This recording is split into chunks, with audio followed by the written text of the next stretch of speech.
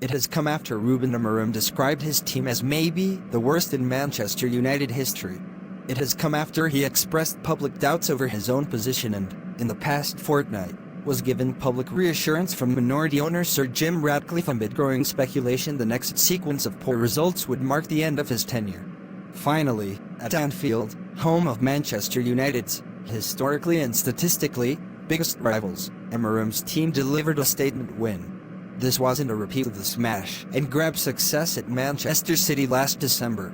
This was a game where United led for 83 minutes. A game where they had chances to extend the lead given to them by Bryan Mbeumo in the opening moments. A game where they scrapped and defended for their lives as Liverpool roused themselves as the second half dragged on. A game where, after they were pegged back by Cody Gakpo's 78th minute leveler, had the resilience to go again and get a winner through Harry Maguire, created by a quite brilliant cross from Bruno Fernandes. A game where, Amorim admitted, his side had some luck. It sealed a first Anfield win for 9 years, when Wayne Rooney scored the only goal, and successive victories in the Premier League for the first time since Amorim replaced Erik ten Hag. It has been a long time, far longer than anyone thought, but Amorim has got something to build on. The biggest win in my time at Manchester United was how the 40-year-old described the result afterwards. It was almost as if, for a few brief seconds, Amorim had lost himself the way 3,000 United fans had done at the final whistle, celebrating a victory few thought was likely, even if Liverpool went into the game off the back of 3 successive defeats. The Portuguese had regained his composure by the time he spoke to the wider media a short time afterwards, when he was reminded of his comments on the only comfortable moment of euphoria during his tenure, a 4-0 win against Everton on the 1st of December which extended his unbeaten start to 3 games and declared a storm was coming. Amorim is right to be cautious, and United fan Frank Gillett would probably be wise not to get his hopes up that the haircut he promised himself, when the team win 5 games in a row, might only be 3 weeks away. As highlighted by BBC Sport in the build-up to the Liverpool encounter, United have not managed a single point in 2 seasons from their corresponding next 3 fixtures. Brighton at home, Nottingham Forest away and Tottenham away.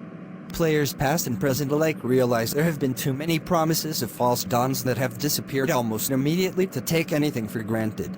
The players will go back into the training ground in a better place, but they have to use this as a springboard to make sure they kick on, said former United skipper Roy Keane. We have not given the fans enough days like that, was Maguire's view of his first win at Anfield as a United player. Football is about creating special memories, and today we all go home happy, but we are not in a position to get carried away. Maguire epitomized the spirit Amorim praised beyond anything else. Had he given up when Ten Hag decided he could do without his captain in 2023, the centre-back would no longer be a United player.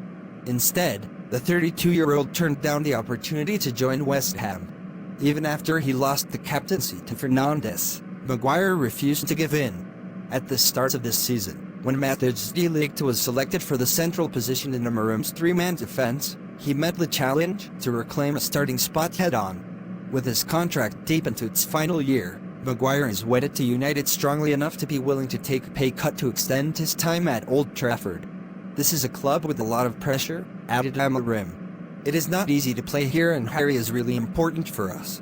When you consider everything he has gone through, he is a great example for every kid. Amorim knows he needs a much bigger body of work for anyone to realistically believe he will remain at United for the 3 years Ratcliffe spoke of recently. Another home defeat by Brighton, it would be their 4th in a row at Old Trafford next weekend, would see the Vultures circling again. He knows many of those who report and speak about the club have, in public or private, expressed a view Amorim will lose his job sooner rather than later. It is typical he should welcome such talk and use it as motivation, while also taking solace from the knowledge he has given the supporters who have paid so much to see so little in recent times, including embarrassment at League Two Grimsby in the FA Cup in August, yet still sing in his honor, a day to remember.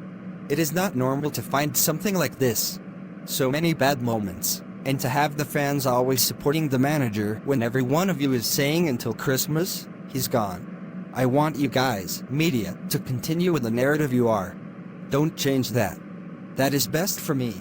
I don't have many wins in Manchester. Our fans struggled against Grimsby, they struggled against Brentford.